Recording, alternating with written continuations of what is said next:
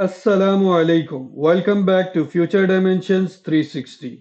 जैसा कि आप सब जानते हैं कि हमारे लास्ट लेक्चर में हमने बात की थी फोल्डर स्ट्रक्चर के बारे में। एक सिंपल रिएक्ट एप्लीकेशन में किस तरह से फोल्डर्स का स्ट्रक्चर होता है। तो हमारे आज के इस ट्यूटोरियल में हम बात करेंगे कंपोनेंट्स की। कंपोनेंट्स के बारे में अगर हम बात करें तो हमने ये थोड़ा सा लिटिल बिट डिस्कशन की थी हमारे फर्स्ट ट्यूटोरियल में भी कंपोनेंट्स के बारे में। तो हम सेम एग्जांपल को लेंगे और आज डिटेल से देखेंगे कि कंपोनेंट्स क्या होते हैं। तो कंपोनेंट्स की अगर हम बात करें तो कंपोनेंट्स, अब फॉर एग्जांपल हमारे पास एक वेबसाइट है, एक ट्रेडिशनल वेबसाइट है। उसके अंदर क्या होता है जी, एक हेडर होता है, एक साइड मेन्यू होता है, एक फुटर होता है और एक मेन कंटेंट होता है। तो ये देखें जी, हेडर जो होता है वो रिएक्ट जेएस के अंदर एक सेपरेट कंपोनेंट होता है, साइड मेन्यू एक सेपरेट कंपोनेंट होता है, फुटर एक अलग कंपोनेंट होता है और मेन कंटेंट जो होता है वो एक अलग कंपोनेंट होता है। जब ये सब के सब कंपोनेंट ज्वाइन करके नेस्टेडली अपीयर किए जाते हैं, किसके अंदर अपीयर किए जाते हैं जी, रूट कंपोनेंट के अंदर या ऐप कंपोनेंट के अंदर, तो ये आपके पास एक रिएक्ट जेएस की वेबसाइट बन जाती है। साइड कंपोनेंट देखें जी, हमारे पास दो बार अपेयर हो रहा है यहाँ पे इस एग्जांपल में। एक मैं कह देता हूँ जी लेफ्ट साइड मेन्यू है, एक राइट साइड मेन्यू है। सेम साइड मेन्यू के कंपोनेंट को आप राइट साइड पे भी रख सकते हैं और लेफ्ट साइड पे भी ला सकते हैं यूआई में। आपको कोड दोबारा दोबारा नहीं लिखना पड़ता, आप एक ही कंपोनेंट बना लेते हैं साइड मेन्यू का।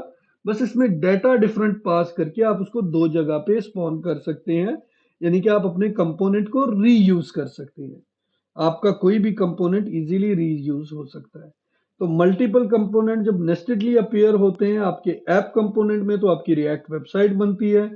कंपोनेंट क्या होता है अब हम देखेंगे नेक्स्ट स्लाइड में जी। तो let's go ahead and check कि what is component. Component is nothing but just a piece of JavaScript code. Component कुछ नहीं है, बस एक सिंपल सा जावास्क्रिप्ट कोड होता है। ठीक है जी, एक जावास्क्रिप्ट की फाइल के अंदर। जैसा कि हम देख रहे हैं कि हमारे हमारे लास्ट ट्यूटोरियल में हमने बात की थी app.js की फाइल की। तो app.js के अंदर जो कोड था वो हमारे पास ऐप कंपोनेंट का कोड था। वो एक नॉर्मल जावास्क्रिप्ट का कोड था। ठीक है जी। हमारे पास कंपोनेंट JSX की एक्सटेंशन के साथ भी अवेलेबल होते हैं, बट हमारी इस ट्यूटोरियल सीरीज में हम लोग स्टिक रहेंगे JS के साथ ही। बट हम लोग एक या दो ट्यूटोरियल्स लाएंगे जिसमें कि हम JSX की डिटेल एक्सप्लेनेशन देंगे जरूर, बट मोस्टली हमारा कोड JS पे ही रहेगा। ठीक है जी। तो ये हमारे पास कंपोनेंट्स। अब हम देख लेते हैं जी टाइप्स ऑफ कंपोनेंट। हमारे पास कौन कौन सी टाइप्स के कंपोनेंट्स होते हैं। तो बेसिकली रिएक्ट के अंदर हमारे पास two different types of components available होते हैं जी। एक हमारे पास होता है जी stateless functional component. Stateless functional component क्या होता है जी, एक नॉर्मल सा जावास्क्रिप्ट फंक्शन होता है जो कि आपको HTML रिटर्न करके दे रहा होता है। जैसे कि इस एग्जांपल में आपके पास ये एक वेलकम का फंक्शन है और ये आपको हेलो की क्या कहते हैं जी, आगे मैं हेलो वर्ल्ड कह देता हूँ।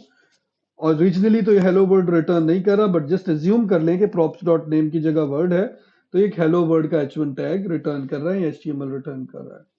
तो दूसरा होता है जी स्टेटफुल क्लास कंपोनेंट। स्टेटफुल क्लास कंपोनेंट क्या होता है जी, एक ES6 की क्लास को जब आप एक्सटेंड कर देते हैं रिएक्ट की कंपोनेंट क्लास के साथ तो वो स्टेटफुल क्लास कंपोनेंट बन जाता है। और इस क्लास कंपोनेंट में ये लाजमी होता है कि आप रेंडर मेथड रिटर्न करें। हर सूरत आपको रेंडर मेथड में रिटर्न करना पड़ता है। रेंडर मेथड जब और रेंडर मेथड HTML रिटर्न करता है आपको, सेम फंक्शनल कंपोनेंट से जिस तरह रिटर्न HTML हो रही होती है, रेंडर मेथड यहाँ पे आपकी जो HTML होती है उसको रिटर्न करता है। तो अब हम जाते हैं जी, पहले देख लेते हैं कि कोड हमारे पास जो हमने लास्ट टाइम किया था उसमें कौन सा कंपोनेंट अवेलेबल है। तो हमारे पास यहाँ पे क्लास कंपोनेंट अवेलेबल है जो कि एक्सटेंड हुआ है कंपोनेंट क्लास के साथ। कंपोनेंट क्लास रिएक्ट से इंपोर्ट की है।